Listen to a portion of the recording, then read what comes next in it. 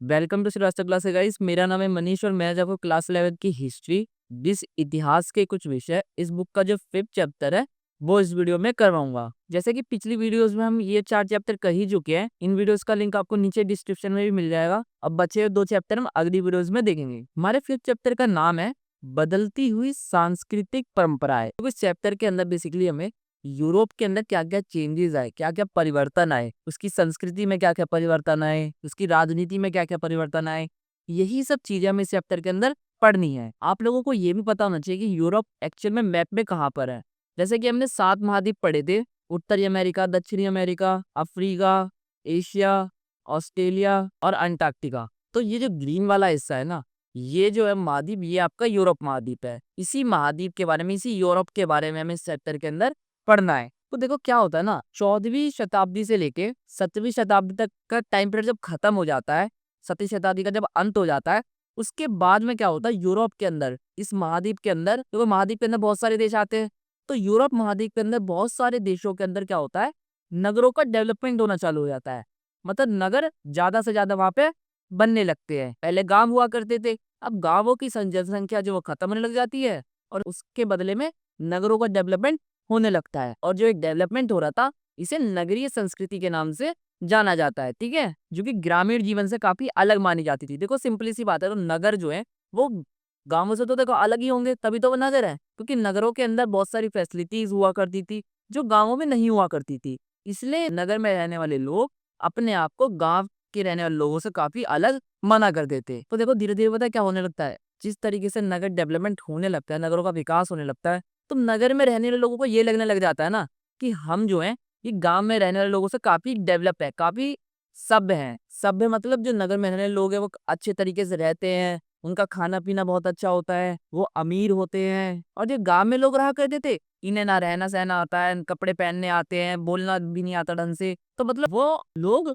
गांव के लोगों को काफी खराब माना करते थे। जो नगर में रहने वाले लोग थे उनका मानसिक विकास भी काफी तेजी से हुआ, उनकी सोचने समझने की शक्ति भी गांव के रहने वाले लोगों से काफी अलग थी। देखो इटली जो है तो यूरोप महाद्वीप का देश है, तो इसके कुछ नगर थे जैसे कि फ्लोरेंस, वेनिस, रोम। इन नगरों का भी नाम याद रखना।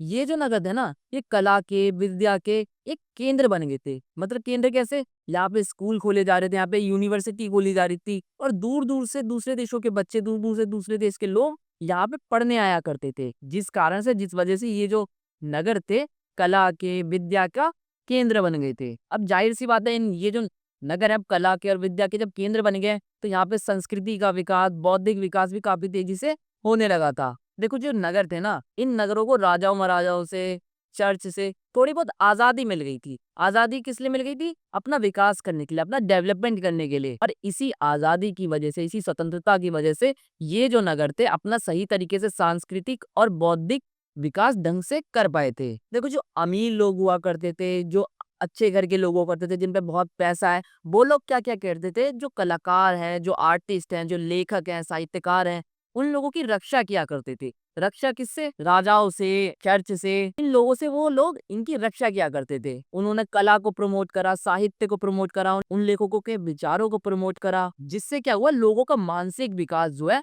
वो और तेजी से होने लगा। और इसके साथ साथ क्या हुआ, यहाँ पे मुद्रण का भी आविष्कार हो गया था। मुद्रण मतलब जो प्रिंटिंग प्रेस होती है ना, इसका भी आविष्कार यहाँ पे हो गया था। प्रिंटिंग प्रेस के आविष्कार से होने से क्या फायदा हुआ, यहाँ पे पुस्तकें छपने लगी। अब पुस्तकें जब छपने लगती तो कोई भी व्यक्ति उसे खरीद के कहीं और ले जाता, उसे किसी और व्यक्ति को दे सकता था। तो वो जो चीज है, अब इससे विचारों का आदान प्रदान, ज्ञान का आदान प्रदान काफी तेजी से होने लगा था। एक चीज मैं आपको समझा देता हूँ, जब हम हिस्ट्री पढ़ते हैं ना, तो हम हिस्ट्री को 3 पार्ट में डिवाइड करके पढ़ते हैं। एक होता है एशियंट हिस्ट्री, जिसे हम कहते हैं प्राचीन हिस्ट्री। एक होती है हमारी मिडेवल, जिसे हम मध्यकालीन कहते हैं।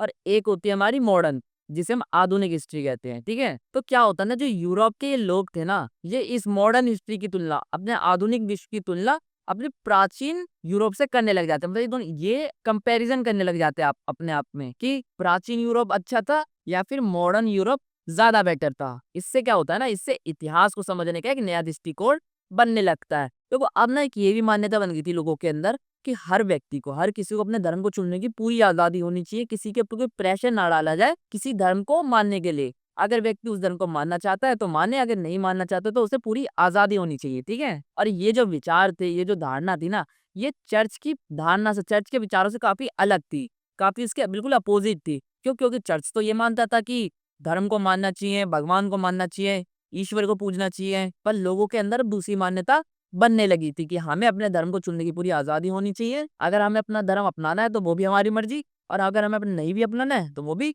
हमारी मर्जी होगी। इसमें किसी दूसरे व्यक्ति का कोई भी हस्तक्षेप नहीं होना चाहिए। देखो क्या होता था ना, ये जो चर्च थे, जो चर्च के पादरी पोप हुआ करते थे ना, उनका ये मानना था या कि वो लोग ये कहते थे कि जो पृथ्वी है ना, वो केंद्र में है, मतलब सेंटर में है, और इसके चारों ओर सारे ग्रह चक्कर लगाते हैं। मतलब पृथ्वी एक जगह रुकी हुई है और इसके चारों तरफ से सारे ग्रह इसके चक्कर काट रहे हैं। बट इन प्रेजेंट टाइम में हम असली तो जानते हैं कि कौन किसके चक्कर काट रहा है, और वैज्ञानिकों ने भी चर्च की इस बात को गलत सिद्ध कर दिया था कि पृथ्वी सेंटर में नहीं है, सूरज जो है वो सेंटर में, और उसके चारों तरफ बाकी सारे ग्रह चक्कर काटते हैं। कि अब जो लोग भी थे वो भी इस बात को समझने लगे थे, और जैसे जैसे विज्ञान आगे बढ़ता गया, वैज्ञानिकों ने नई नई खोजें करी, उनसे बहुत सारी ये जो चीजें थी, धर्म के नाम पे गलत चीजें बताई गई थी, वो सारी चीजें गलत एक एक करके सिद्ध होती चली गई। क्योंकि लोगों में ये भी विचार आ गया था कि जो यूरोप है वही विश्व का केंद्र है। तो ऐसे जो गलत विचार थे वो वैज्ञानिकों ने धीरे धीरे करके गलत सिद्ध कर दिए। देखो हम जो यूरोप की हिस्ट्री जान पाते हैं वो किसके थ्रू जान पाते हैं? वहाँ के चित्रों के थ्रू, पुस्तकों के थ्रू, मूर्तियों के थ्रू, भवन जो है वहाँ के, वस्त्र हैं, उनके थ्रू जो है हम यूरोप की हिस्ट्री को जान पाते हैं। और ये जो चीजें हैं ना, आज भी अमेरिका के संग्रहालय, मतलब जो म्यूजियम होते हैं ना अमेरिका के, वहां पे रखे पड़े हैं, या फिर अभिलेखागारों में रखे पड़े हैं, एकदम सुरक्षित रखे पड़े हैं। कोई जाना चाहता है, कोई जाके वहां पे इन चीजों को देख सकता है, पढ़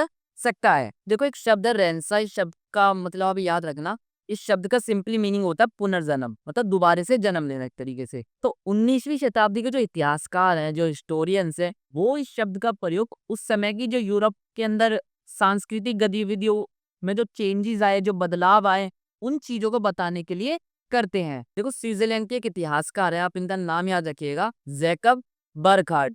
इन्होंने पुनर्जागरण को, या पुनर्जागरण मतलब जो पुनर्जन्म है, जैकब बर्कहार्ट, इन्होंने पुनर्जागरण को एक सांस्कृतिक आंदोलन के रूप में देखा। मतलब इन्होंने ये बताने की कोशिश करी कि जो सांस्कृतिक बदलाव आए हैं, सांस्कृतिक चेंज आए हैं, ये एक आंदोलन है। और उनका ये भी मानना था ना कि जो हम अपना इतिहास लिखते हैं, इतिहास को समझते हैं, उसमें राजनीति को नहीं होना चाहिए शामिल, सिर्फ संस्कृति के बेस पर अपना इतिहास लिखा जाना चाहिए। राजनीति का उसके अंदर कोई भी रोल नहीं होता है। पर उनके जो गुरु थे, कौन, उनके गुरु का क्या नाम था? Leopold von. उनका मानना था कि इतिहास लेखन के अंदर जो अपनी हिस्ट्री हम लिखते हैं, हिस्ट्री को जान पाते हैं, उसके अंदर केवल हमें अपना राज्य, राज्य मतलब देश है, तो मतलब राज्य और उस राज्य की राजनीति कैसे चलती है, इसी तक सीमित रखना चाहिए। मतलब हिस्ट्री के अंदर सिर्फ राज्य और राजनीति की बात होनी चाहिए, इसके अलावा और कोई भी चीज इतिहास लेखन के अंदर शामिल नहीं करनी चाहिए। देखो ये दोनों व्यक्तियों का अलग अलग मानना था कि लोगों के विचार अपने अपने हो सकते हैं, और वो इतिहास लेखन में सरकार के दस्तावेजों को एक मुख्य स्रोत मानते थे। मतलब इनके थ्रू अपना जो इतिहास है वो लिखा जाना चाहिए। देखो जो बर्कहार्ट थे, उन्होंने अपनी गुरु की सोच से, वो जो सोचते थे कि इतिहास को केवल राजनीति और राज्य तक ही सीमित रहना चाहिए, उन्होंने इस सोच से असहमति जताई। मतलब वो इस चीज को नहीं मानते थे, उनका मानना कुछ और था। जैसे कि ऊपर उन्होंने बताया कि उनका मानना था कि संस्कृति के बेस पे इतिहास लिखना चाहिए, और उनके गुरु का मानना था कि राज्य और राजनीति के बेस पे इतिहास को लिखना चाहिए। देखो अपनी अपनी विचारधाराएं हो सकती हैं किसी की भी। उन्होंने बेसिकली बस यही कहा कि इतिहास लेखन को जो दायरा है, जो इतिहास हमारा लिखा जा रहा है, वो केवल राजनीति तक ही सीमित नहीं रहना चाहिए, बल्कि इसके अंदर संस्कृति का, अपनी संस्कृति का, अपने लोगों का, अपने कल्चर का भी बहुत बड़ा रोल होता है। 1860 में बर्कहार्ट ने the civilisation of the Renaissance in Italy नामक एक बुक लिखी, एक पुस्तक लिखी। इनकी बुक का नाम आप लोग याद रखिएगा, ये एमसीक्यूज में पूछ लिया जाता है। इस बुक के अंदर बेसिकली उन्होंने ये बताया कि किस तरह से, किस प्रकार से इटली के नगरों में मानवतावादी संस्कृतियां धीरे धीरे विकसित होने लगी थी। मानवतावादी के बारे में हम आगे भी पढ़ेंगे। अभी देखो जो बर्कहार्ट है ना, बेसिकली वो ये मानते थे कि जो पुनर्जागरण काल का एक व्यक्ति है, वो व्यक्ति अपने निर्णय खुद ले सकता है। उसे अपने निर्णय लेने के लिए किसी और व्यक्ति के ऊपर डिपेंड रहने की कोई जरूरत नहीं है। अपना निर्णय लेने वाला व्यक्ति स्वतंत्र है, आजाद है। वो अपने विवेक का यूज करके, अपने दिमाग का यूज करके अपने लिए निर्णय ले सकता है, अपना डिसीजन ले सकता है। और जस्ट इसके अपोजिट अगर हम देखें तो ये मध्यकालीन काल का कोई व्यक्ति हुआ करता था, वो अपने निर्णय खुद नहीं ले सकता था। उसके निर्णय में चर्च की भूमिका हुआ करती थी, या फिर ये पोप पादरी लोग हुआ करते थे, इनकी भूमिका हुआ करती थी। क्योंकि ज्यादातर उस टाइम के व्यक्ति जो थे वो चर्च के अधीन या चर्च के गुलाम हुआ करते थे, क्योंकि चर्च ने जैसा कहा वैसा मानना है, पादरी ने जैसा कहा वैसा मानना, उन्होंने जो कहा वही सारी चीजें हमें करनी है, हमारे खुद के कोई डिसीजन नहीं हुआ करेंगे। ये इस चैप्टर का परिचय था जो हमने समझ लिया। अब आगे हमारा जो फर्स्ट टॉपिक है वो है हमारा इटली के नगरों का पुनरुत्थान। देखो, जब हम रोमन साम्राज्य को पढ़ा था तो हमने पढ़ा था कि कैसे रोमन साम्राज्य धीरे धीरे करके खत्म हो जाता है, और इटली भी जो था रोमन साम्राज्य का एक महत्वपूर्ण प्रांत था। तो जैसे ही रोमन साम्राज्य खत्म हो जाता है ना, तो इटली का भी राजनीतिक और सांस्कृतिक पूरी तरीके से पतन हो जाता है। इटली भी पूरी तरीके से राजनीतिक रूप से खत्म सा हो जाता है। ठीक है, इसके अंदर कोई भी एक सरकार नहीं थी, कोई भी एक साम्राज्य नहीं था जो इस पे ढंग से शासन कर सके। जो पोप लोग हुआ करते थे, पोप कौन थे, जो धर्मगुरु हुआ करते थे इनके ईसाई धर्म में, वो लोग भी इतने शक्तिशाली नहीं थे, इतने प्रभावशाली नहीं थे कि वो पूरी तरीके से पूरे यूरोप की राजनीति अपने अंडर या अपने थ्रू कंट्रोल कर सके। उनका केवल जो अपना एक छोटा मोटा राज्य हुआ करता था उतना ही कंट्रोल हुआ करता था। मान लो ये एक राज्य है और जो पोप है वो इतना ही राज्य के अंदर अपना शासन कर पा रहा है, और इसके बाहर आसपास के जो राज्य हैं, आसपास के जो प्रांत है, उसके अंदर वो अपना शासन ढंग से नहीं चला सकता था, क्योंकि वो इतना शक्तिशाली भी नहीं था। देखो, ये सारे जो नगर हैं ये इटली के नगर हैं। मैंने इटली का मैप भी यहाँ पे लगा रखा है, आप देख सकते हैं। ठीक है, देखो, यूरोप का रोम साम्राज्य के खत्म होने के बावजूद भी यहाँ पे सामंती व्यवस्था चली आ रही थी। सामंती व्यवस्था के बारे में मैंने आपको बता ही रखा है।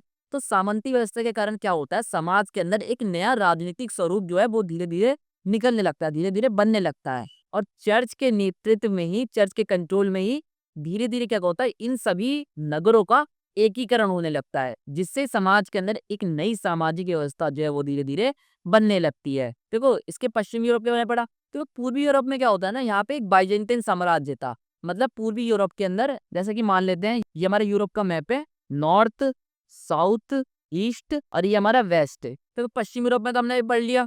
अभी पूर्वी यूरोप जो था ना, यहाँ पर इस वाले यूरोप के अंदर क्या होता है, यहाँ पे एक साम्राज्य था। कौन सा साम्राज्य, बाइजेंटाइन साम्राज्य, और वो अपने शासन यहाँ पे किया करता था। और जो इसके पश्चिम में था, वहां पे धीरे धीरे इस्लाम धर्म जो है, इस्लाम धर्म के लोग हैं, वो धीरे धीरे उभरने लगे थे, और एक नई सत्ता का, एक नए साम्राज्य का धीरे धीरे निर्माण वो लोग कर रहे थे। इसके लिखा है मैंने, पश्चिम इस्लाम का एक साझा और समृद्ध सभ्यता का निर्माण कर रहे थे। अपने यहाँ पे पश्चिम में इस्लाम धर्म का भी उदय हो रहा था, इस्लामी सभ्यता का भी निर्माण यहाँ पे होने लगा था, जो कि किसके थ्रू हो रहा था, व्यापार के थ्रू, संस्कृति के आदान प्रदान के थ्रू यहाँ पे इस्लाम धर्म भी फैल रहा था। देखो, इटली जो है पूरी तरीके से राजनीतिक रूप से कमजोर हो चुका था वहां पर, और उसके अनेक टुकड़े हो चुके थे। मतलब जो हमारा इटली देश है, इटली जो हमारा देश है, इसके बहुत सारे टुकड़े हो गए थे। अलग अलग छोटे छोटे नगरों के अंदर ये इटली बट गया था। पर धीरे धीरे यहाँ पे जो चेंजेस आने लगे, जो बदलाव आने लगे, ये जो संस्कृति का दोबारा से पुनर्जन्म हुआ, पुनरुत्थान हुआ, इनके थ्रू इटली दोबारा से सशक्त होने लगा, शक्तिशाली बनने लगा। देखो, बाइजेंटाइन साम्राज्य के साथ और जो हमारा इस्लामी देश थे उनके साथ व्यापार करने के कारण क्या होता है, जो हमारा इटली है वो दोबारा से ना सक्रिय भूमिका में आ जाता है। मतलब दोबारा से उसका एक तरीके से रीस्टार्ट हो जाता है। वहां पे दोबारा से राजनीति पनपने लगती है, क्योंकि वहां पे सामंत तो हुआ ही करते थे। तो इटली जो है दोबारा से मजबूत बनने लगता है। और इसके साथ साथ 12वीं शताब्दी में क्या होता है, मंगोलों द्वारा, जो मंगोल वाला हमने चैप्टर पढ़ा था उसमें हमने पढ़ा था रेशम मार्ग के बारे में पढ़ा था, सिल्क रूट। तो मंगोलों द्वारा रेशम मार्ग से व्यापार शुरू किया गया था। देखो, मंगोलों द्वारा रेशम मार्ग से व्यापार शुरू करने के कारण क्या होता है, जो हमारे इटली के नगर थे ना, वो व्यापारिक केंद्र के रूप में फेमस हो गए थे। इटली के नगरों को व्यापारिक केंद्र के रूप में जाना जाने लगा था। अब देखो, वहां पे इतना व्यापार हो रहा है, इतना वहां पे अब इनकम जनरेट हो पा रही है, वहां पे सामंत है, वहां पे अब राजनीति दोबारा से बनने लगी है। तो इटली जो था ना, वो अपने आप को एक आजाद नगर के रूप में देखने लगा था, कि हम किसी साम्राज्य का हिस्सा नहीं है, बल्कि हम अलग राज्य है, और कोई भी साम्राज्य हम पे कंट्रोल नहीं करता है। तो जो वेनिस था, इटली का एक नगर था वेनिस, फ्लोरेंस, ये गणराज्य थे। और इसके साथ जो और इटली के कुछ नगर थे, वहां पे छोटे छोटे राजकुमारों का शासन हुआ करता था। देखो, जो वेनिस और जिनेवा जैसे जो नगर थे ना, वो यूरोप के अन्य नगरों से काफी अलग नगर थे, क्योंकि यहाँ पे ना तो कोई धर्माधिकारी होगा, तो मतलब यहाँ पे कोई ना तो कोई यहाँ पे कोई धर्म गुरु है, ना कोई धर्म से रिलेटेड कोई बड़ा व्यक्ति है, ना ही यहाँ पे सामंती वर्ग का ज्यादा कोई प्रभाव हुआ करता था। मतलब यहाँ पे थे, थोड़े बहुत थे, पर इनका ज्यादा कोई इंपॉर्टेंट यहाँ पे रोल नहीं था। नगरों के धनी जो व्यापारी हुआ करते थे, जो महाजन थे, बड़े बड़े अमीर घर के लोग हुआ करते थे, वो यहाँ पे बेसिकली शासन जो है चलाया करते थे। जिससे क्या हुआ, यहाँ पे एक नागरिकता की भावना जो है धीरे धीरे उभरने लगी, और लोगों को अपने नगर पर ज्यादा से ज्यादा गर्व होने लगा, कि हमारे यहाँ पे कोई सामंती व्यवस्था नहीं है, कोई धर्माधिकारी नहीं है, हम अपना शासन खुद चलाते हैं। ऐसी भावना लोगों के अंदर उभरने लगी थी। पर यहाँ पे, हाँ, कुछ टाइम बाद यहाँ पे तानाशाही भी आ गई। तानाशाही का मतलब आपको पता ही है यार, जिसमें राजा महाराजा आ जाते हैं, वो अपने हाथ में कंट्रोल ले लेते हैं, तो यहाँ पे बाद में तानाशाही भी आ जाती है। ये हमारा टॉपिक यहाँ पे कंप्लीट होता है। नेक्स्ट हमारा टॉपिक है विश्वविद्यालय और मानवतावाद। देखो यहाँ पे अब क्या होता है, यूरोप के अंदर विश्वविद्यालय बनाए जाते हैं, यूनिवर्सिटियां खोली जाती है, दूर दूर के देशों के बच्चे यहाँ पे आके पढ़ने लगते हैं। तो यहाँ पे शिक्षा का भी यहाँ पे विकास होने लग जाता है। और शिक्षा के विकास से क्या होता है, मानव जो है, व्यक्ति जो है, वो विवेकशील बनता है, तार्किक बनता है, मतलब फैक्चुअल चीजों में बिलीव करता है, फैक्चुअल बातें करता है। लोगों का जो दिमाग है उसका भी विकास यहाँ पे होने लगता है। और जो मानवतावाद है, मानवतावाद का देखो मैं आपको मतलब समझाता हूँ कि मानवतावाद है क्या एक्चुअल में। तो वो मानवतावाद बेसिकली वो चीज है जिसमें मानव को केंद्र में रखा जाता है, मतलब मानव के विकास पर ज्यादा से ज्यादा जोर इसके अंदर दिया जाता है। मानव के अधिकारों के, मानव के विकास की, मानव की स्वतंत्रता की इसके अंदर बात की जाती है। मानवतावाद जो होता है बेसिकली वो तर्क पे, फैक्चुअल चीजों पे, विज्ञान पे, और जो मानव के खुद के एक्सपीरियंस होते हैं, इन चीजों को वो बेसिकली महत्व, बेसिकली इंपॉर्टेंस देता है। और जो धर्म से रिलेटेड चीजें हैं, जो अलौकिक शक्तियां हैं, भगवान है, ईश्वर है, जादू है, कोई मैजिक है, इन चीजों पे वो कम विश्वास करता है। और एट द एंड अगर हम सिंपली कहे तो मानवतावाद बेसिकली मानव जीवन और मानव के कल्याण को केंद्र में रखता है कि मानव का कैसे ज्यादा से ज्यादा विकास किया जाए, मानव को कैसे ज्यादा से ज्यादा उसकी लाइफ को डेवलप किया जाए। ठीक है, ये आपका मानवतावाद का मतलब था। देखो अब यूरोप के अंदर विश्वविद्यालयों की स्थापना होने लग जाती है। यूरोप में सबसे पहले विश्वविद्यालय इटली के नगरों में बनने स्टार्ट हुए थे। इटली के वो जो नगर थे जहाँ पे सबसे पहले विश्वविद्यालय, यूनिवर्सिटियों को खोला गया था 11वीं शताब्दी से। 11वीं सेंचुरी से क्या होता है, पादुआ और बोलेनिया, ये इटली के नगर थे। यहाँ के जो विश्वविद्यालय हुआ करते थे, जो यूनिवर्सिटी हुआ करती थी, वहां पे कानून की पढ़ाई कराई जाती थी, विधि शास्त्र की पढ़ाई यहाँ पे बेसिकली कराई जाती थी। और ये इस चीज को लेके काफी प्रसिद्ध थे, काफी फेमस थे। देखो अब क्या होता है, यहाँ पे इन नगरों में, जो इटली के जो नगर थे, यहाँ पे व्यापार बढ़ने लग जाता है, वाणिज्य बढ़ने लग जाता है। तो अब इन सब चीजों के बढ़ने के कारण क्या होता है, वकीलों की जरूरत महसूस होने लग जाती है लोगों को, जो नोटरी की भी जरूरत महसूस होने लग जाती है। देखो नोटरी भी कानून से जुड़ा एक व्यक्ति होता है, तो ऐसे लोगों की यहाँ पे जरूरत महसूस लोगों को होने लग जाती है। क्यों? क्योंकि कोई नियमों के बारे में बताए इन्हें, या फिर समझौते कैसे किए जाते हैं, इन चीजों के बारे में बताया, व्यापारिक समझौतों को तैयार करने के लिए इन लोगों की जरूरत पड़ने लग गई।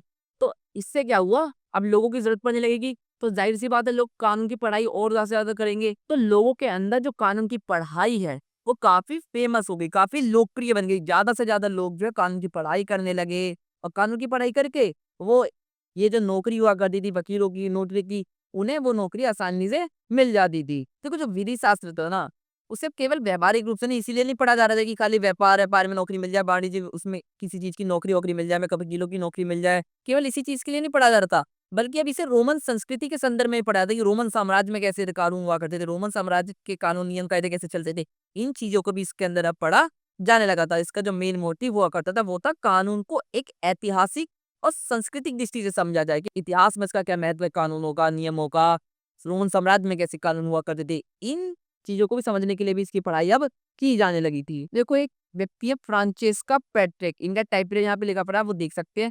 देखो ये जो चेंजेस आ रहे थे, जो सांस्कृतिक बदलाव आए, जो राजनीतिक बदलाव आए, ये जो बदलाव आए, उन्होंने इस चेंजेस को, इस परिवर्तन को लीड करा और उन परिवर्तनों का एक नेतृत्व किया, क्योंकि वो इन परिवर्तनों को सही मानते थे। उनका मानना था कि ऐसे परिवर्तन जो हमारे समाज में है वो टाइम टू टाइम होने चाहिए, जिससे लोगों का विकास हो सके। उन्होंने इस उन सभ्यताओं को एक आदर्श माना, और जो उसकी मूल भाषाएं हुआ करती थी, उसकी जो रचनाएं हुआ करती थी, जो ग्रंथ लिखे गए, जो उसकी बेसिक भाषा थी, जो दस्तावेज थे, उसका अध्ययन लोगों को समझाने में क्या कि इन ग्रंथों का अध्ययन, इन दस्तावेजों का अध्ययन, इन बुक्स का अध्ययन करना बहुत ज्यादा जरूरी है। देखो पेट्रिक के विचार में ये भावना थी ना कि जो ज्ञान का स्रोत केवल धार्मिक शिक्षा नहीं, मतलब वो बेसिकली बस इतना ये कहना चाह रहे थे कि जो हमारी नॉलेज है, जो हमारा ज्ञान है, वो केवल हमें धार्मिक चीजों से ही नहीं मिल सकता है, बल्कि इस दुनिया में, इस पृथ्वी पे बहुत सारी अन्य चीजें भी हैं जिनके तुम अपना ज्ञान जो है अपना और बढ़ा सकते हैं। तो किसी व्यक्ति को अपने ज्ञान को बढ़ाने के लिए केवल धार्मिक चीजों पे डिपेंड नहीं रहना चाहिए, इसके अलावा भी हमें बहुत सारी चीजें जिनकी तुम अपना ज्ञान जो है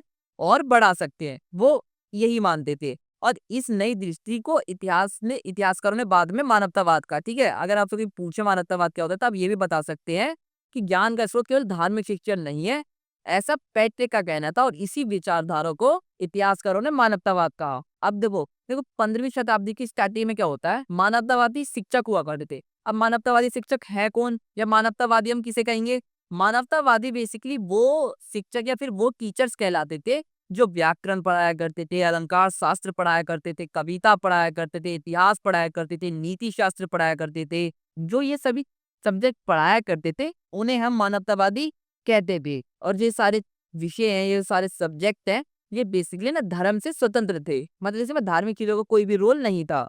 देखो एक शब्द है ह्यूमैनिटास शब्द की उत्पत्ति। देखो ह्यूमैनिटीज शब्द की जड़ लैटिन भाषा ह्यूमैनिटास से है, जिसे सिसरो ने संस्कृत के अर्थ में प्रयोग किया है, संस्कृति के अर्थ में प्रयोग किया है। ये जो शब्द है शिक्षा और बौद्धिकता के नए स्वरूप को दर्शाता है। बेसिकली आपकी जो संस्कृति है, आपकी जो शिक्षा है, आपकी जो बौद्धिकता है, इस शब्द को डिनोट करता है ह्यूमैनिटास या फिर ह्यूमैनिटीज। ठीक है, इसमें बस यही समझ आता है, ज्यादा कुछ इंपॉर्टेंट है नहीं है।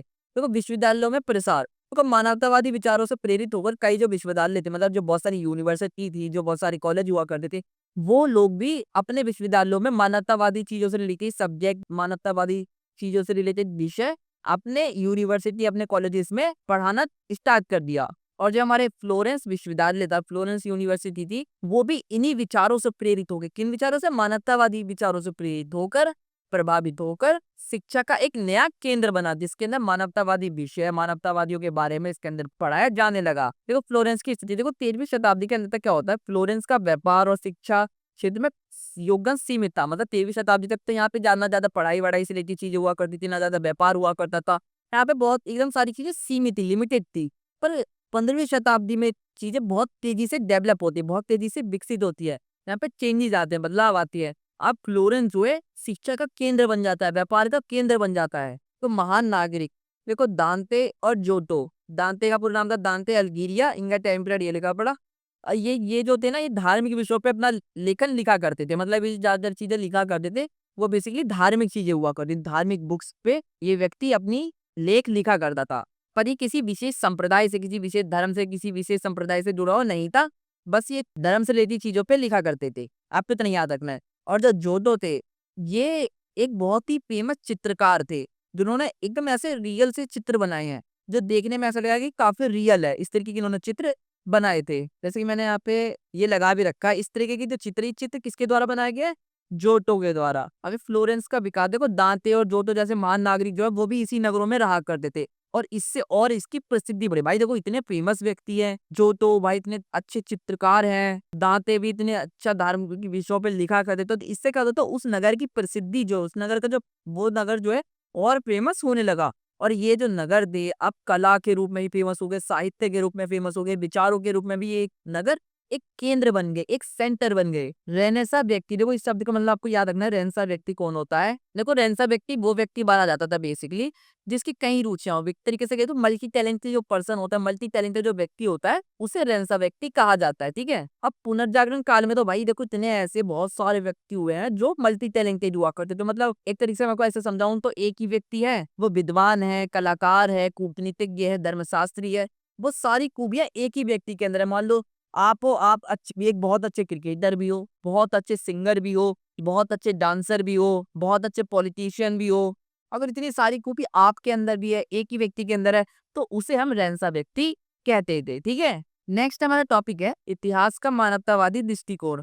देखो जो मानवतावादी दृष्टिकोण की विषय था, देखो मानवतावादी जो लोग हुआ करते थे, जो व्यक्ति हुआ करते थे, वो बेसिकली ये मानते थे कि जो अंधकार युग है, उन्होंने उसे खत्म कर कर एक नई सभ्यता का दोबारा से स्थापना की है। अभी अंधकार युग क्या था, देखो 5वीं से 9वीं शताब्दी में जब चर्च का, राजाओं का, धर्मगुरुओं का ज्यादा से ज्यादा वर्चस्व था, ज्यादा से ज्यादा ये लोग शक्तिशाली थे, लोगों का मानसिक विकास नहीं हो पा रहा था, लोगों के ऊपर पूरी तरीके से कंट्रोल इन लोगों का था, चर्च के लोगों का था, पादरी पोप इन लोगों का जब पूरी तरीके से कंट्रोल था लोगों के ऊपर, तो इस टाइम पीरियड को ही अंधकार युग कहा गया है। और ये कब से कब तक का है? 5वीं से 9वीं शताब्दी तक का। और ये धारणा थी कि रोमन साम्राज्य के पतन के बाद अंधकार युग स्टार्ट हो गया था। और नए युग की शुरुआत कब से मानी जाती है? 15वीं शताब्दी से। मध्यकाल की धारणा, देखो मध्यकाल शब्द का प्रयोग रोमन साम्राज्य के पतन के 1000 वर्षों के लिए किया जाता है। मध्यकाल या मध्यकाल युग कब से कब तक का है? 1000 वर्षों के लिए, रोमन साम्राज्य के खत्म होने के बाद। और ये भी माना जाता है ना कि चर्च ने इस काल में लोगों की सोच को सीमित कर दिया। मतलब लोगों की सोच को सीमित कर देना कैसे? देखो मान लो ये चर्च है आपका, और ये लोग हैं, ये व्यक्ति है, जो चर्च के धर्मगुरु, उन्होंने कोई बात अगर इन लोगों से कही है कि आपको लोगों को सिर्फ ऐसा करना है, यही करना है और कुछ नहीं करना है, तो लोग जो है ना सिर्फ चर्च की बात मानेंगे। हाँ चर्च ने कहा है तो हाँ ऐसे ही है, यही सही है।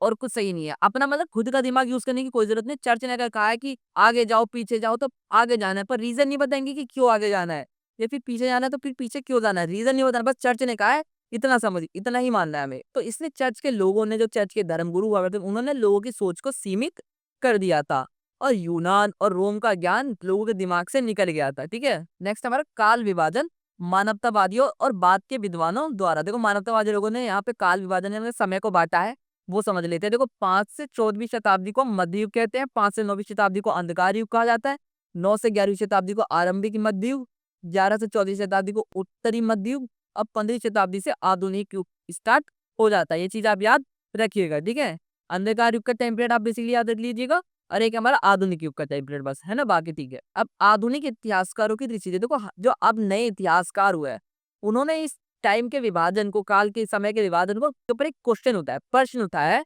कि उन्होंने किस बेस पे कर दिया है इस तरीके का समय विभाजन। संस्कृति की समृद्धि या असमृद्धि के आधार पर इतना विभाजन करना, इतना तेजी से विभाजन करना अनुचित माना। क्योंकि देखो 15वीं शताब्दी में क्या हो जाता है, नगरों को दोबारा से पुनरुत्थान हो जाता है, नगर धीरे धीरे अलग अलग तरीके से विकसित होने लग जाते हैं, और जब 5वीं से 9वीं शताब्दी तक यहाँ पे लोगों के विचार जो काफी सीमित हो गए थे, तो इस देश में किसी समृद्धि के कारण, किसी असमृद्धि के कारण कोई चीज अगर डेवलप हो रही है और नहीं डेवलप हो रही है, इस आधार पे समय का विभाजन करना उन्होंने गलत माना था, और किसी भी काल को अंधकार युग कह देना बहुत ही गलत था, ऐसा आज के इतिहासकारों का मानना है। नेक्स्ट हमारा टॉपिक है विज्ञान और दर्शन, अरबियों का योगदान। यूनानी रोमन ग्रंथों का संरक्षण और अनुवाद, मतलब यूनान के जो ग्रंथ हुआ करते थे, रोमन साम्राज्य के जो ग्रंथ हुआ करते थे, उनको किस तरीके से बचाया गया और उसका किस तरीके से ट्रांसलेट किया गया है, ताकि और भी लोग उस ग्रंथों को पढ़ सके। तो देखो क्या होता है ना, मध्यकाल में जो हमारा मध्यकाल का टाइम पीरियड था, इसमें क्या होता है, ईसाई के जो चर्च हुआ करते थे, जो गिरजाघर हुआ करते थे, जो मठ हुआ करते थे, वहां के जो बड़े बड़े विद्वान हुआ करते थे, जो पढ़े लिखे लोग हुआ करते थे, वो लोग यूनानी ग्रंथों से, रोमन ग्रंथों से परिचित तो थे, उन ग्रंथों को जानते तो थे, लेकिन उन्होंने इन ग्रंथों का प्रचार प्रसार, मतलब और लोगों को प्रमोट नहीं किया कि वो भी लोग इन ग्रंथों को पढ़ सके। पर 14वीं शताब्दी में क्या होता है, बहुत से विद्वानों के ग्रंथ, जैसे कि प्लूटो के, अरस्तु के, इनके ग्रंथों को ट्रांसलेट कर दिया जाता है अरबी के विद्वानों द्वारा, ताकि और भी लोग जो है वो इन ग्रंथों को पढ़ सके, उनकी विचारों को समझ सके, वो लोग क्या कहना चाहते थे, उनके कैसे विचार थे किसी भी चीज के ऊपर, ताकि वो ज्यादा से ज्यादा ज्ञान का विकास हो सके। अरबी भाषा और यूनानी ग्रंथ, देखो अरब के जो अनुवादक थे, उन्होंने प्लूटो,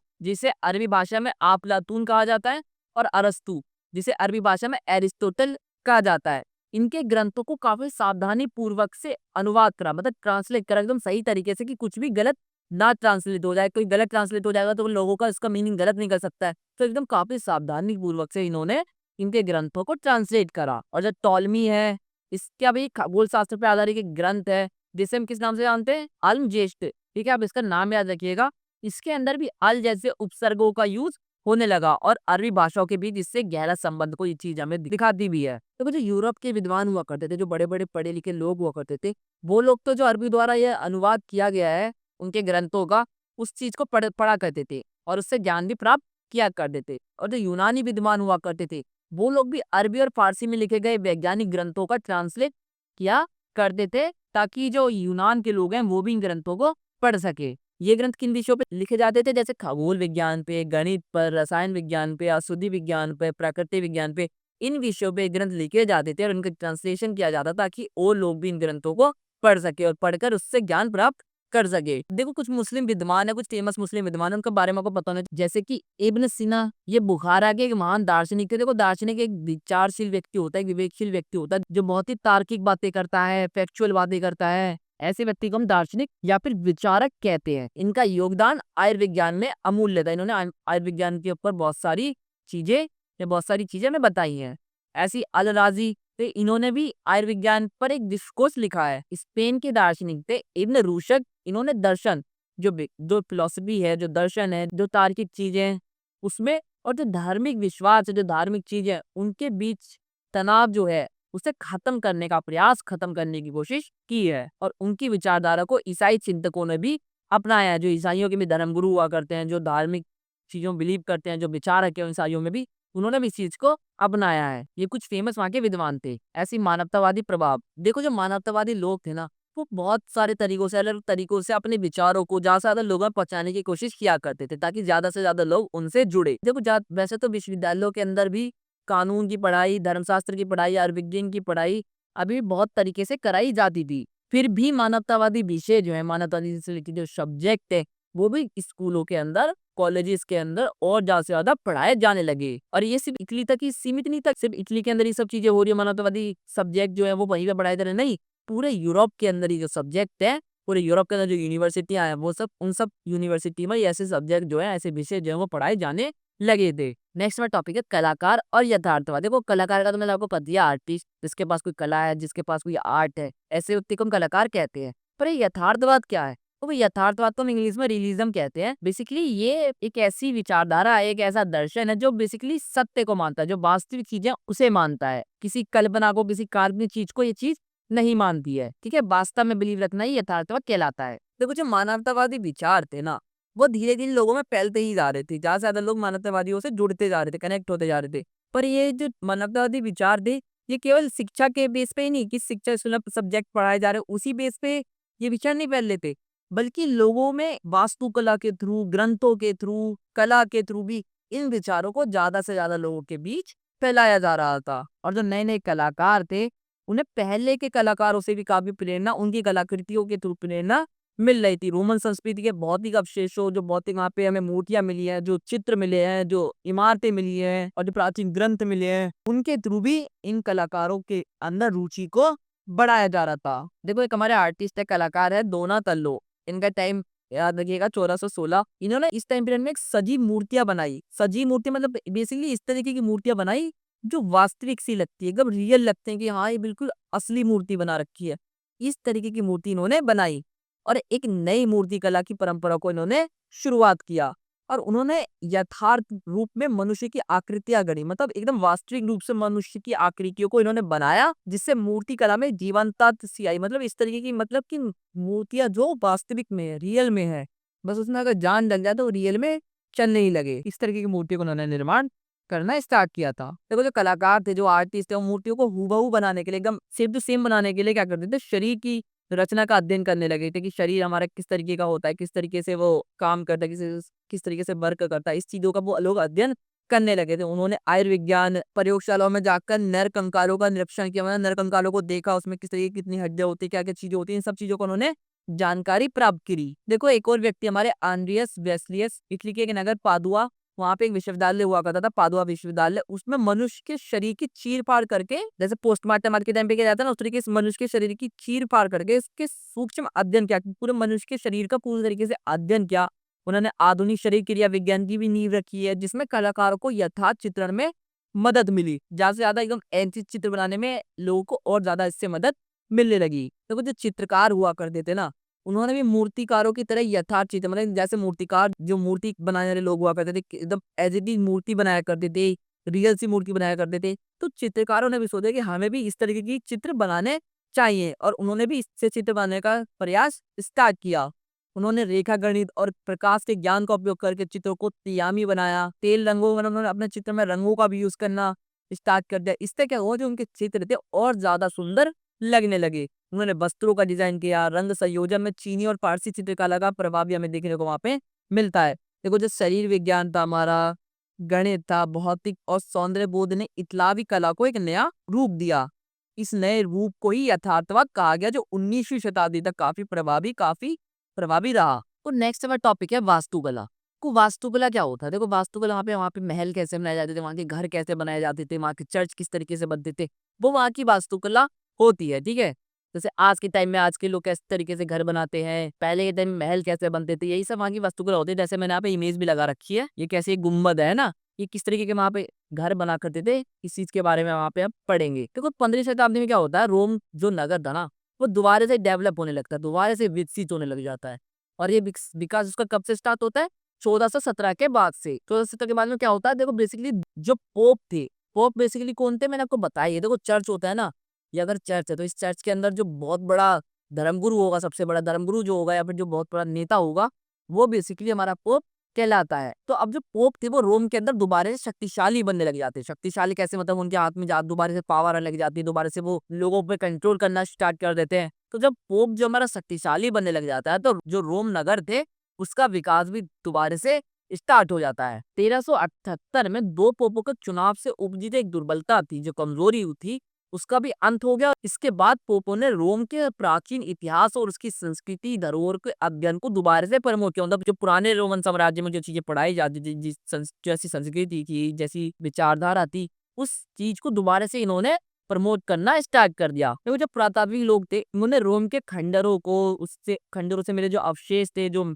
घर मिले, जो महल मिले, जो अन्य चीजें मिली, उन चीजों को काफी सावधानी से उत्खनन किया, मतलब उनकी खुदाई करके उन चीजों को निकाला, ताकि उन चीजों का हम ढंग से अध्ययन कर पाए। और यह उत्खनन उस समय का नया कौशल था, मतलब एक नया आर्ट, एक नई कला के रूप में भी विकसित होने लगा था, जिसने वास्तुकला की नई दिशा तय कर दी थी। इस खोज से रोमन साम्राज्य की स्थापत्य शैली का मतलब सिंपली वही कि जिस तरीके से घर वर बनाए जाते हैं ना, उसे हम स्थापत्य शैली कहते हैं। इस स्थापत्य शैली को भी दोबारा से पुनर्जीवित कर दिया था, और इस शैली को शास्त्रीय शैली भी कहा गया। शास्त्रीय शैली क्यों कहा गया? कि शास्त्रीय शैली इसलिए कहा गया क्योंकि प्राचीन समय में जिस तरीके से घर बनाए जाते थे, उस शैली को दोबारा से अब प्रमोट किया जाने लगा। उसी शैली को हम शास्त्रीय शैली कहते हैं। तो जो पोप हुआ करते थे, जो धनी व्यापारी और अभिजात वर्ग के लोग शास्त्रीय शैली के जानकार वास्तुविदों को नियुक्त करने लगे थे, और इन वास्तुविदियों ने भवनों के परंपरागत और सुंदर रूप में सजाया। मतलब बेसिकली ये जो लोग थे ना, ये एक आर्किटेक्चरों को अपने घरों को बनवाने के लिए, अपने महलों को बनवाने के लिए, अपने चर्च को बनवाने के लिए रखा करते थे, जो बहुत सुंदर डिजाइन में उनका घर, उनका महल बनाया करते थे। अच्छी डिजाइन में वो लोग बनाया करते थे, जिससे क्या होता था, वो और जो उनका घर है, जो उनका नगर है, और सुंदर लगने लगा था। भवनों की शोभा बढ़ाने के लिए चित्रकारों और मूर्तिकारों ने लेप चित्र बनाया। मतलब जो आपका जो मान लो महल बनाया, उसके ऊपर डिजाइन बनाए, बहुत अच्छे अच्छे चित्र बनाए, उस महल के अंदर बहुत सारे चित्र बनाए, मूर्तियां बनाई, जिससे क्या होता था कि वो जो महल है, वो जो भवन है, बहुत ही सुंदर लगने लगा था। इसने स्थापत्य को एक समृद्ध कलात्मक रूप भी प्रदान किया। इस काल में कुछ कलाकार चित्रकला और मूर्तिकला और वास्तुकला तीनों में परंपरागत थे। मतलब एक कुछ ऐसे व्यक्ति भी हुआ करते थे जो चित्रकला में भी अच्छे हैं, मूर्तिकला में भी अच्छे हैं, और वास्तुकला में भी काफी अच्छे थे। तो ये बहुआयामी उस युग की कला की गहराई को दर्शाता। मतलब कि इस समय में यहाँ पर इतने अच्छे लोग हुआ करते थे, इतने टैलेंटेड लोग हुआ करते थे, कि एक ही व्यक्ति के पास इतनी सारी कलाएं हुआ करती थी। देखो माइकल एंजेलो ने सिस्टीन चैपल की छत पर भव्य लेपचित्र बनाया। उन्होंने दी पाइटा नामक एक प्रतिमा भी बनाई है, और सेंट पीटर गिरजे के गुम्बद का डिजाइन भी इन्होंने ही बनाया। देखो जो दी पाइटा नामक जो हमारा प्रतिमा है, वो ये वाली है। ये मैरी है और ये जीसस है। मैरी ने अपनी गोद में जीसस को रख रखा है। ठीक है, इस चित्र के बारे में कभी कभार एग्जाम में पूछ लिया जाता है, तो इसके बारे में आपको पता होना चाहिए। ठीक है, दी पाइटा किसने बनाई है? माइकल एंजेलो ने। किसके ऊपर है? जीसस के ऊपर। ऐसी फिलिप्पो ब्रूनलेसी ने फ्लोरेंस के डुओमा गुम्बद का प्रदीप प्रस्तुत किया। वे एक मूर्तिकार थे, और अपने पेशे की शुरुआत करने के बाद वास्तुकला की और आए। मतलब उन्होंने एज ए मूर्तिकार अपना पेशा स्टार्ट किया, तो पहले मूर्ति बनाया करते थे, और इन बाद में इन फ्यूचर उन्होंने वास्तुकला को अपना लिया। और इस युग में कलाकारों की पहचान जो है ना, उनके व्यक्तिगत नाम से होने लगी, कि मतलब उनके उनके नाम के थ्रू उनको जाना जाने लगा था। पहले कलाकारों को उनकी गिल्ड श्रेणी, मतलब वो क्या काम करते हैं, किस जगह काम करते हैं, इसके थ्रू जाना जाता था। पर बाद में क्या हो गया, उनको उनके नाम के अकॉर्डिंग ही जाने जाने लगा, और उनकी व्यक्तिगत जो प्रतिभा थी, वो कौशल था, जो उनका आर्ट था, वो अब ज्यादा से ज्यादा फेमस होने लग गया था। देखो एक व्यक्ति और है, इनका तो आपने नाम भी सुना ही होगा, लियोनार्डो दा विंची। इनका टाइम पीरियड यहाँ पे लिख रखा है कि 1452 से लेके 1519। लियोनार्डो दा विंची देखो, ये एक मल्टी टैलेंटेड व्यक्ति थे। इनकी मतलब बहुत सारे विषयों में इनकी नॉलेज थी, जैसे कि वनस्पति विज्ञान, शरीर रचना विज्ञान, गणित शास्त्र, कला तक इनकी विस्तृत, मतलब ये बहुत सारे विषयों के जानकार हुआ करते थे, और इतने अच्छे पेंटर थे। अगर आप सबने वैसे देखी ही होगा मोनालिसा की पेंटिंग, अगर नहीं देखी हो तो आप गूगल पे देख लीजिएगा। मोनालिसा की जो पेंटिंग है ना, वो इन्होंने ही बनाई है। और इसके अलावा जो एक और पेंटिंग है, वो द लास्ट सपर। इन पेंटिंग का निर्माण भी इन्होंने ही करा है। और उनका एक ड्रीम था, एक सपना था, कि वो आकाश में, आसमान में उड़ना चाहते थे वो, और वह वर्षों तक आकाश में पक्षियों की उड़ने का परीक्षण भी करते रहे। देखते रहे कि किस तरीके से पक्षी उड़ा करते हैं। इन सब चीजों को उन्होंने काफी परीक्षण भी किया था, और उन्होंने एक उड़ान मशीन का प्रतिरूप भी बना लिया था, एक डिजाइन भी बना लिया था कि किस तरीके से एक उड़ान मशीन बनाई जानी है। और उन्होंने अपना नाम लियोनार्डो दा विंची परीक्षण का अनुयायी रखा। ठीक है, इनके बारे में बस आपको इतना याद रखना है कि एक तो मल्टी टैलेंटेड व्यक्ति थे, और मोनालिसा जैसी पेंटिंग इन्होंने बनाई है, द लास्ट जैसी पेंटिंग भी इन्होंने ही बनाई है। ठीक है, ये चीज आपको इनके बारे में याद रखनी है। नेक्स्ट हमारा टॉपिक है प्रथम मुद्रित पुस्तकें, मतलब पहली छपी हुई पुस्तकें। तो देखो 15 शताब्दी में इतने चेंजेस आ रहे थे, इतने बदलाव आ रहे थे, तो उसके साथ साथ क्या होता है, इटली के अगर मान लो कोई इटली का कोई बहुत बड़ा कलाकार है, कोई बहुत बड़ा मूर्तिकार है, कोई बहुत बड़ा वास्तुकार है, अगर किसी दूसरे व्यक्ति को, किसी दूसरे देश के व्यक्ति को अगर वो चीजें देखनी है, तो उसे सीधी सी बात, जहाँ पे उन्होंने वो चीजें बनाई है वहां पे जाके उन्हें देखना पड़ेगा, उसकी यात्रा करनी पड़ेगी जगह पे जाकर उन्हें, तब भी उन चीजों को देख सकते हैं। पर जो साहित्यिक चीजें, जो ग्रंथ हैं, जो बुक्स हैं, जो दस्तावेज हैं, वो जो चीजें हैं, वो चीजें किसी दूसरे देश में भी ले जाई जा सकती है, उन चीजों को किसी दूसरे देश में भेजा जा सकता है, वहां से लोग कहीं और बैठ के भी उन चीजों को पढ़ सकते हैं। तो 16वीं शताब्दी में क्या होता है, मुद्रण की तकनीक ने साहित्य के वैश्विक प्रसार को संभव बनाया। मतलब जो मुद्रण, जो प्रिंटिंग प्रेस का जो है निर्माण हो गया था, और इस प्रिंटिंग प्रेस के निर्माण के कारण क्या होता है, बुक्स छपने लगी। जब बुक्स छपने लगी तो उन बुक्स को अब दूसरे देशों में भेजा जा सकता था, दूसरे लोग भी उन्हें पढ़ सकते थे, ज्ञान का जो प्रचार प्रसार है वो भी काफी तेजी से होने लगा। अब मार्केट के अंदर बुक्स आने लग गई थी, कोई भी अब व्यक्ति अपनी बुक्स को छपा सकता था, दूसरे देश में भेज सकता था। तो इससे क्या हो रहा था, ज्ञान का जो प्रसार प्रसार है वो भी बहुत तेजी से बढ़ने लग गया था। और जो यूरोप के जो देश थे ना, उन्होंने इस तकनीक को चीनियों और मंगोल शासक के संपर्क में आकर सीखा था। इससे पहले ज्ञान का प्रसार जो है वो काफी धीमा हुआ। देखो, प्रिंटिंग प्रेस जब नहीं हुआ करती थी तो सीधी सी बात है, ज्ञान का प्रचार प्रसार करना काफी सीमित हुआ करता था। ज्यादा से ज्यादा मात्रा में ज्ञान को हम नहीं प्रमोट कर सकते थे, क्योंकि अब भाषण के थ्रू हम अपने विचारों को बता सकते थे, या फिर अगर हम बुक लिखना चाहते तो बुक लिखने में इतना टाइम लग जाएगा कि हम अपने नॉलेज को ज्यादा से ज्यादा लोगों में फैला ही नहीं सकते थे। तो क्या होता है, जॉनेस गुटेनबर्ग नाम का एक व्यक्ति होता है, एक बंदा होता है, इसने क्या करा, 1455 में एक छापे खाने की स्थापना कर दी। छापा खाना मतलब प्रिंटिंग प्रेस की स्थापना इन्होंने कर दी, और इन्होंने सबसे पहले बाइबल बाइबल की 150 प्रतियां या फिर कॉपियां छापी थी। मतलब ये जो बाइबल है ना, इसकी 150 कॉपीज इन्होंने सबसे पहले छापी थी। कब? 1455 में, जब इन्होंने छापे खाने की स्थापना कर दी थी। तो इसमें आप ये चीज याद रखना कि छापे खाने की स्थापना किसने करी, जोनेस गुटेनबर्ग ने। कब करी? 1455 में करी। अब पहले छापे खाने में इन्होंने बाइबल की 150 प्रतियां या 150 कॉपीज छापी थी। ये एक क्रांतिकारी कदम था, क्योंकि इससे पहले इतने समय में एक ही प्रति लिखी जा सकती थी। मतलब जितने समय में एक कॉपी लिखी जा सकती थी, उतने समय में इन्होंने 150 कॉपियां छाप दी। देखो, जब मुद्रित पुस्तकें नहीं थी तो जो स्टूडेंट हुआ करते थे, जो विद्यार्थी थे, उन लोगों को टीचर्स के जो लेक्चर्स हैं, जो टीचर्स ने पढ़ाया है क्लास के अंदर, उन चीजों को नोट करना पड़ता था, जिसमें काफी टाइम लग जाता था, काफी समय लग जाता था। या फिर जो टीचर खुद नोट्स बना के देता था, उनको कॉपीज करना पड़ता था।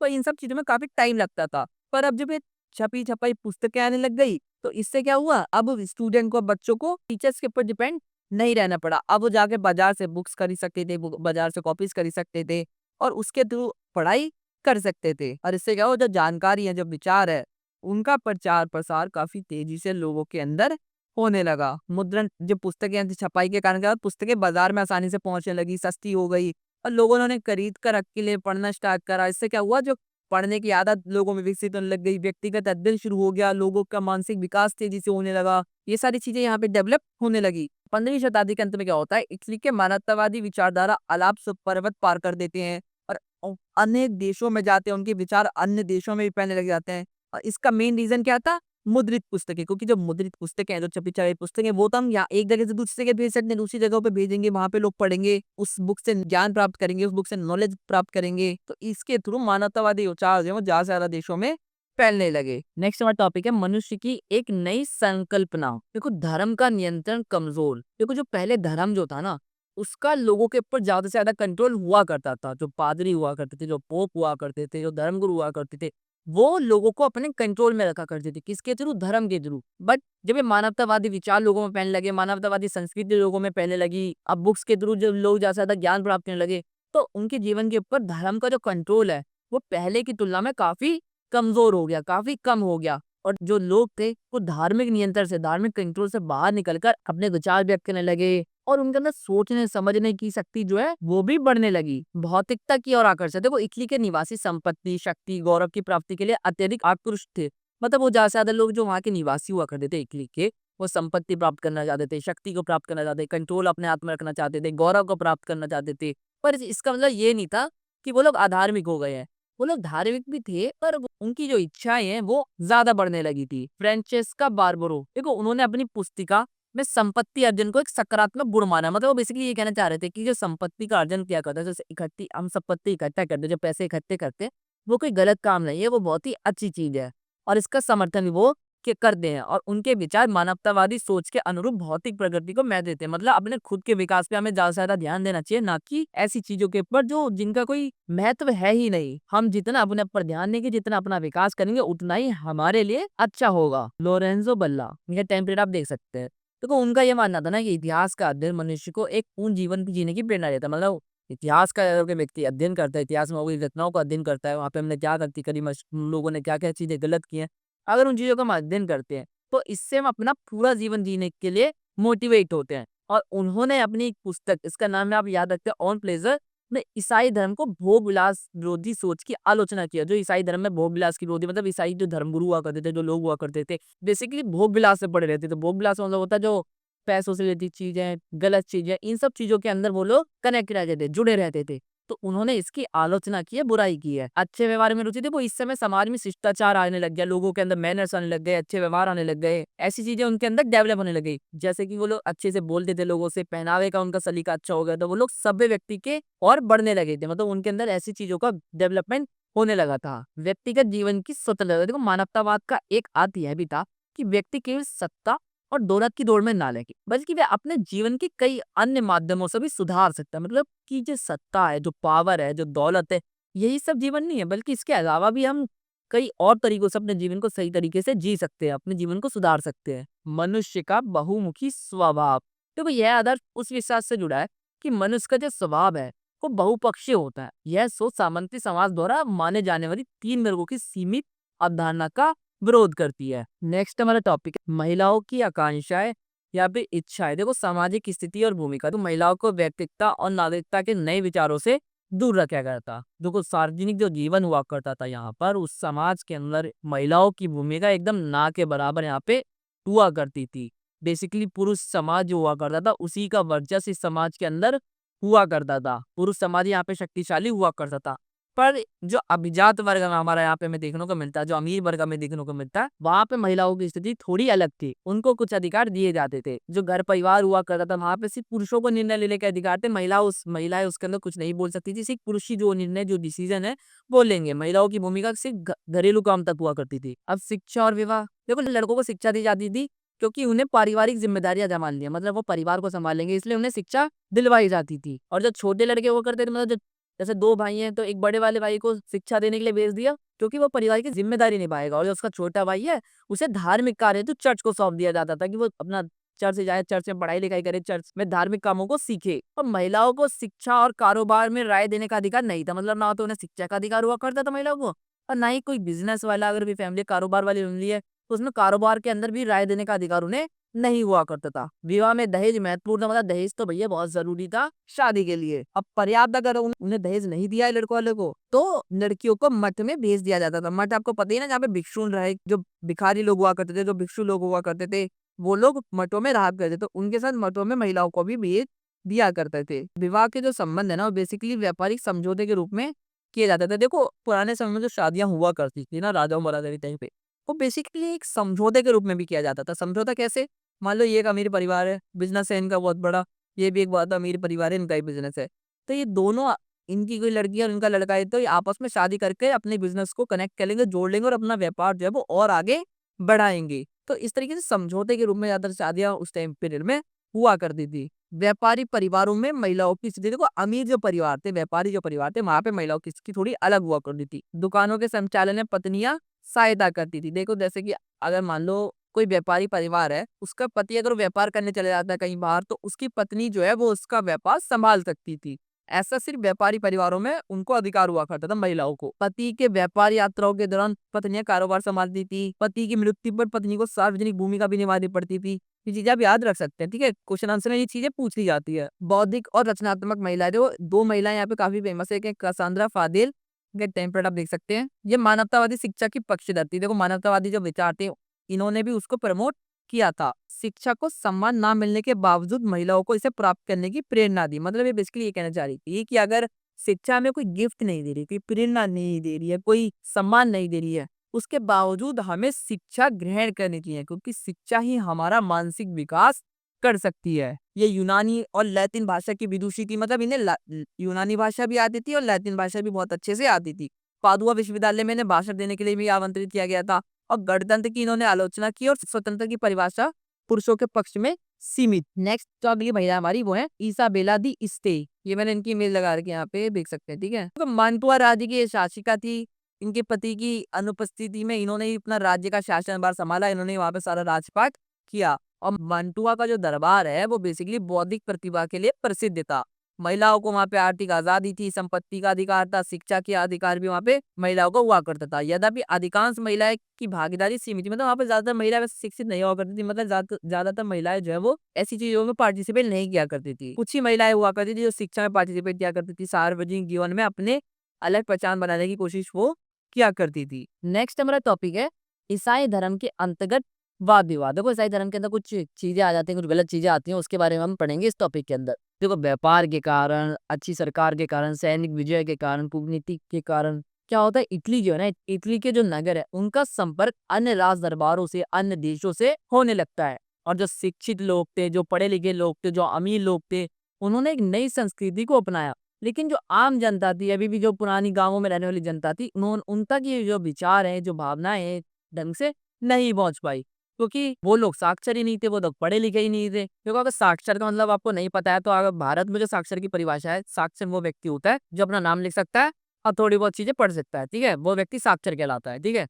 तो यहाँ के जो लोग थे वो साक्षर ही नहीं थे, पढ़े लिखे ही नहीं थे, जिस कारण से वो बुक्स नहीं पढ़ पाए, ना किताबें नहीं पढ़ पाए, जो अलग अलग विचारों को प्रमोट किया जा रहा था किताबों के थ्रू, वो लोग उन चीजों से परिचित नहीं हो पाए, जिस कारण से वो लोग नई संस्कृति से कनेक्ट नहीं कर पाए अपने आप को। तो 15वीं से 16वीं शताब्दी में क्या होता है, उत्तरी यूरोप के अंदर भी जो विश्वविद्यालय हुआ करते थे, जो यूनिवर्सिटियां हुआ करती थी, उनके अंदर मानवतावादी विचारों को प्रमोट किया जाने लगा और फैलाया जाने लगा। उन्होंने यूनान, रोम की क्लासिक ग्रंथों और ईसाई धर्म ग्रंथों के अध्ययन पर ज्यादा से ज्यादा जोर दिया। और इटली में मानवतावाद पेशावर विद्वानों तक ही सीमित रहा। और पर उत्तर यूरोप में यह चर्च के सदस्य तक भी पहुंचा, मतलब जो इटली था ना, उसके अंदर तो मानवतावाद बेसिकली कुछ विद्वानों तक ही सीमित था। पर जो उत्तरी यूरोप था उसके अंदर जो मानवतावादी विचार था वो चर्च की सदस्य, जो चर्च में भी बड़े बड़े सदस्य हुआ करते थे, उन तक भी ये विचार पहुंचने लगा। जो ईसाई धर्म गुरु हुआ करते थे, जो ईसाई मानवतावादी हुआ करते थे, उन्होंने लोगों से यह अपील करना स्टार्ट करी कि पुराने धर्म ग्रंथों के अनुसार सिंपल सा धर्म का पालन करो, सिर्फ सरल धर्म का, एकदम इजी से इजी धर्म का पालन करो। उन्होंने अनावश्यक जो बहुत ही फालतू के कर्मकांड हुआ करते हैं, जो अनावश्यक कर्मकांड हुआ करते हैं, उन कर्मकांडों की निंदा करी। और मानव को अपने विवेक के अनुसार, मतलब मानव, देखो मानव जो है विवेकी प्राणी है, वो अपने विवेक का यूज कर सकता है। तो इन मानवतावादियों ने भी मानव से अपने विवेक के अनुसार काम करने के लिए कहा। और उनका मानना था कि ईश्वर ने मनुष्य को बनाया है और उसे स्वतंत्र जीवन जीने की पूरी तरीके से आजादी है। देखो अगर भगवान ने ही हम सबको बनाया तो हमें पूरी आजादी है अपना स्वतंत्र जीवन जीने के लिए, क्योंकि हम सब फिर बराबर ही है। देखो टॉमस मोर और इरेस्मेस जैसे जो मानवतावादी थे ना, वो उनका मानना ये था कि जो चर्च है वो एक लालची संस्था है, जो आम लोगों से, सामान्य लोगों से पैसे ऐंठती है, उनको बेवकूफ बनाती है, उनका पागल बनाती है और उनसे ज्यादा से ज्यादा पैसे ऐंठने की कोशिश करती है। और उसका एक एग्जाम्पल ये मिलता है हमें, पाप स्वीकृति एक दस्तावेज के रूप में। बेसिकली एक दस्तावेज था, बेसिकली जो दस्तावेज है ना, ये चर्च के थ्रू बेचा जाता था। इसमें ये चीज था कि आप इस दस्तावेज के माध्यम से अपना जो सारे पाप है उनको स्वीकार कर सकते हैं, उनके लिए क्षमा मांग सकते हैं और आपको इससे माफी भी मिल जाएगी। आपके सभी पापों के लिए आपको इसके लिए माफी भी दी जाएगी और आपको स्वर्ग में जगह भी दी जाएगी। ये दस्तावेज चर्च जो है वो आम लोगों में, बड़े-बड़े लोगों में, अमीर लोगों में बेचा करता था और उसके थ्रू पैसे कमाया करता था। अब सीधी सी बात, अब ऐसे कोई ग्रंथ या फिर ऐसा कोई दस्तावेज थोड़ी है जो आपको ऐसे अपने पापों के लिए मुक्ति दिला देगा। तो ऐसे लोगों को भी समझ में आने लगा और लोगों को समझ में आने लगा कि जो चर्च है ये हमारा पागल बना रहा है, हमारा बेवकूफ बना रहा है। और ये जो प्रथा है इस तरीके की, इस प्रथा का समर्थन बाइबल भी नहीं करता है। तो चर्च के थ्रू सिर्फ पैसा ऐंठने के लिए ऐसी प्रथा स्टार्ट की गई थी, क्योंकि यूरोप के जितने भी किसान थे ना, वो लोग किसान अब करों का जो टैक्स लगाए गए थे किसानों के ऊपर चर्च के थ्रू, उनका विरोध करने लगा। जो राजा लोग भी थे वो भी अब चर्च से परेशान हुए थे कि ये हमारे काम में इंटरफेयर क्यों करता है।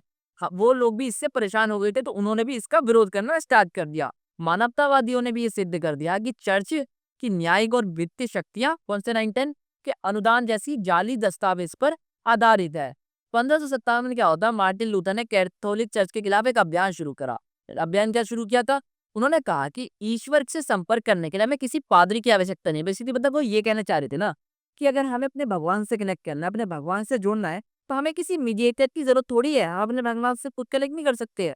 ऐसा वो ये कहना चाहते थे। उनका मानना था कि केवल विश्वास ही मोक्ष दिला सकता है, मतलब अपने भगवान में विश्वास ही हमें मोक्ष दिला सकता है, ना कि किसी दूसरे व्यक्ति में विश्वास कर अपने भगवान से कनेक्ट करना। हम ही अपने आप को मोक्ष दिलवा सकते हैं, किसमें, विश्वास के थ्रू, अपने भगवान पे विश्वास कर। और इस आंदोलन से जर्मनी और स्विट्जरलैंड के चर्चों ने भी पोप से संबंध तोड़ दिए थे।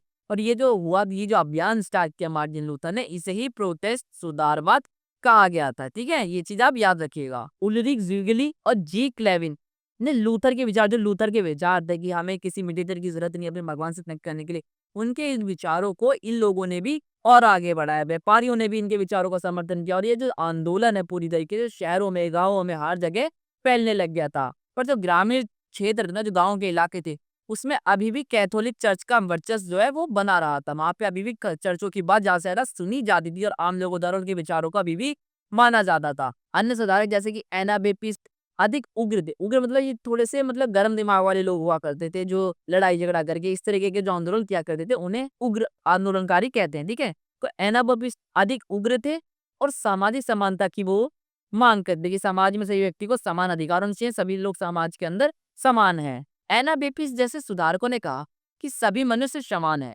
इसलिए करों का कोई औचित्य नहीं, मतलब हम सब समान है। किस बात का टैक्स? किसानों पे टैक्स को और धर्म गुरुओं पे टैक्स क्यों नहीं? तो अगर टैक्स होना चाहिए तो सब पे होना चाहिए या फिर किसी पे नहीं होना चाहिए, और लोगों को अपना पादरी चुनने का भी पूरा अधिकार होना चाहिए। यह विचार किसानों को आकर्षित करता था, लेकिन लूथर ने इन उग्र विचारों का समर्थन नहीं किया। मतलब देखो, लूथर जो थे ना, वो इस विचार को समर्थन नहीं करते थे क्योंकि उनको ये सही नहीं लगता था, इसलिए उन्होंने इसका समर्थन नहीं किया। और 1525 में किसान विद्रोह को दबाने का उन्होंने भी आह्वान किया था कि किसान अब ऐसा विद्रोह ना करे। फ्रांस में क्या होता है, प्रोटेस्ट लोगों ने ये दावा किया कि कई अत्याचारी शासकों को हटाया जा सकता है। मतलब ऐसे बहुत सारे शासक हुआ करते थे जो उन पे लोगों पे काफी अत्याचार किया करते थे, जिससे वो लोग परेशान हो गए थे। तो उन्होंने फैसला किया कि बहुत सारे अत्याचारी शासकों को यहाँ से हटाया जा सकता है और उनकी जगह पे ऐसे लोगों को शासक बनाया जा सकता है जो सही से काम करे। इंग्लैंड के शासकों ने पोप से संबंध तोड़कर चर्च पर सीधा नियंत्रण, सीधा कंट्रोल कर लिया और अब जो है वो खुद ही चर्च का प्रमुख बन गए थे। मतलब पहले जो पोप चर्च का प्रमुख हुआ करता था, पर उन्होंने पोप से संबंध ही तोड़ दिया, पोप को हटा दिया, अब पूरी तरीके से चर्च को अपने कंट्रोल में कर लिया। तो कैथोलिक चर्च ने भी इन विचारों से प्रभावित हुआ और आंतरिक सुधार करना उन्होंने भी स्टार्ट कर दिया। मतलब देखो, कैथोलिक चर्च को भी लगा कि हाँ, हमें कुछ कमियां तो है ही, उनमें सुधार किया जाना चाहिए, तो उन्होंने भी सुधार करना स्टार्ट किया। और स्पेन और इटली में पादरियों ने सादा जीवन जीना स्टार्ट कर दिया, निर्धनों की सेवा करना भी स्टार्ट कर दिया। 1540 में क्या होता है, इग्नेशियस लोयोला ने सोसाइटी ऑफ जीसस की स्थापना करी। किसने स्थापना करी थी? इग्नेशियस लोयोला ने। इन्होंने कौन सी सोसाइटी की स्थापना करी? सोसाइटी ऑफ जीसस, इसकी स्थापना करी। और इसके जो फॉलोवर हुआ करते थे, जो अनुयायी हुआ करते थे, उन्हें जेसुइट कहा गया। ठीक है, ये पूछ लिया जाता है कि जेसुइट कौन थे, तो आप ये चीज याद रखिएगा कि सोसाइटी ऑफ जीसस के जो अनुयायी थे उन्हें हम जेसुइट कहते थे। ठीक है, नेक्स्ट हमारा जो टॉपिक है वो है कोपरनिकसीय क्रांति। अब कोपरनिकसीय क्रांति क्या थी? देखो, कोपरनिकस एक बंदा था, एक व्यक्ति था, जिसने ईसाई धर्म की बहुत सारी चीजों को गलत सिद्ध कर दिया। उसने जो चीजें गलत सिद्ध करी, उन चीजों को ज्यादा से ज्यादा लोगों द्वारा समझा गया, पढ़ा गया, और वो जो उसके जो विचार थे ज्यादा से ज्यादा लोगों तक फैलने लगे, जिसे एक क्रांति के रूप में जाना गया। देखो, जो ईसाई धर्मगुरु थे, ईसाई जो बड़े बड़े धर्म के ज्ञाता थे, उनका ये मानना था ना कि जो मनुष्य है वो बहुत बड़ा पापी है। मतलब सारे जितने भी इस दुनिया में मनुष्य है वो सभी पाप से भरे हुए हैं, कोई भी व्यक्ति पाप मुक्त नहीं है, सबने कुछ ना कुछ तो पाप किए ही है। और इतने पाप करने के कारण क्या हुआ है, धरती पे ये हमारी अगर पृथ्वी है तो इसकी जो सारे लोग हैं, इन्होंने इतने पाप कर रखे हैं कि पूरी पृथ्वी एक जगह रुक गई है इस पाप के भार के कारण। मतलब धरती इतनी भारी हो गई है कि वह हिल नहीं पा रही, घूम नहीं पा रही है। तो पृथ्वी जो हमारी एक जगह स्टक हो गई है, रुक सी गई है। ठीक है, ऐसा मानना था ईसाइयों का। और इसके साथ साथ वो यही मानते थे कि पृथ्वी जब एक जगह रुकी पड़ी है तो पूरे ब्रह्मांड का वो केंद्र है, और जो सारे ग्रह हैं, जो अन्य ग्रह हैं, वो इस पृथ्वी के चारों ओर चक्कर लगाते हैं, इस पृथ्वी के चारों ओर घूमते हैं, और पृथ्वी हमारी सेंटर में रहती है। बट जैसे जैसे विज्ञान आगे बढ़ा, विज्ञान ने बहुत सारी नई नई खोजें करी, तो इन चीजों का पता लगा कि क्या चीज केंद्र में, क्या चीज सेंटर में, कौन किसी जगह लगाता है, ये सारी चीजें समझ में लोगों को आने लगी। तो निकोलस कोपरनिकस जो थे, 1473 में उन्होंने यह सिद्धांत भी दिया था, ये थ्योरी दी थी कि जो सभी ग्रह है ना, जितने भी ग्रह हैं, वो पृथ्वी के चारों चक्कर नहीं लगा रहे, बल्कि सेंटर में तो हमारा सूरज है, सूर्य है, पृथ्वी और बाकी जो अन्य ग्रह भी है वो सब इसकी परिक्रमा करते हैं। किसकी? सूर्य की। और उनका यह विचार उस समय की धार्मिक मान्यताओं के विपरीत था। भाई देखो, अब सीधी सी बात है, उस समय में उस समय के समाज में ईसाई धर्म अपना चरम पे था, अपने बोलबाले पे था। उसके खिलाफ अगर कोई व्यक्ति बोलेगा तो उसका तो विरोध देखो भाई उस समय हो गई होगा, और आज के समय ये चीजें हमें देखने को मिल सकती है। तो कोपरनिकस एक कट्टर ईसाई थे, कोपर्निकस एक खुद भी देखो ईसाई थे और उन्होंने अपना जो विचार रखा वो इस चीज से डर भी गए थे कि मैंने जब चीजें बताई, जाहिर सी बात है देखो उनका विरोध तो होना ही था, क्योंकि उस समय में अगर कोई प्रूफ तो है नहीं इनके पास, बस उन्होंने थ्योरी दे दी। तो इतने सारे धर्माधिकारियों की प्रतिक्रिया से भयभीत देखे कहीं उन्हें ये लोग जान से न मार दे, इन्हें मारे ना, इनका विरोध हो रहा है, तो इस चीज से काफी भयभीत हो गए थे। तो उन्होंने अपनी पुस्तक दी रिवल्यूशनिबस, इस बुक को उन्होंने अपनी मृत्यु शैया पे, जब वो व्यक्ति मरने वाला था, उसने अपने मित्र अपने मित्र जोसेफ रिटिकस को सौंप दिया ताकि वह इसे प्रकाशित करा सके। मतलब जो उन्होंने अपनी थ्योरी दी, इसे उन्होंने अपने मरने तक किसी को बताया नहीं कि मैंने ये थ्योरी दी है, इस चीज के बारे में बताया उन्होंने इस चीज के बारे में ज्यादा लोगों को नहीं बताया था। पर जो मरने वाले तो उन्हें लगा कि आप तो मेरी मौत होने वाली है, वैसे ही मरने वाला हूँ, तो अब इस थ्योरी को लोगों तक पहुंचाना चाहिए, इस चीज को लोगों तक ज्यादा से ज्यादा पहुंचाना चाहिए। तो उन्होंने अपने मित्र को, अपने दोस्त को अपनी बुक दी ताकि उस बुक को वो प्रकाशित करा सके, छपवा सके, ताकि ज्यादा से ज्यादा लोग इस थ्योरी को पढ़ सके। पर देख सकते हैं कितना वो डर गए थे कि उन्होंने अपने मरने तक का इंतजार करा, मरने के बाद उन्होंने बुक छपवाने के लिए दी। तो कितना उस टाइम पे धर्म का बोलबाला होगा। कोपरनिकस के विचारों को तुरंत ही स्वीकृत नहीं किया। देखो सीधी सी बात है, उनके विचारों को एकदम से नहीं माना गया कि हाँ अगर ये बंदा कह रहा है तो सही होगा, नहीं एकदम से नहीं माना गया। पर धीरे धीरे जब विज्ञान इतना आगे बढ़ता गया, वैज्ञानिकों ने आगे चल के इस चीज की प्रूव भी कर दिया कि हाँ भैया देखो सूर्य ही सेंटर में होता है और उसके चारों तरफ सारे ग्रह चक्कर काटते हैं।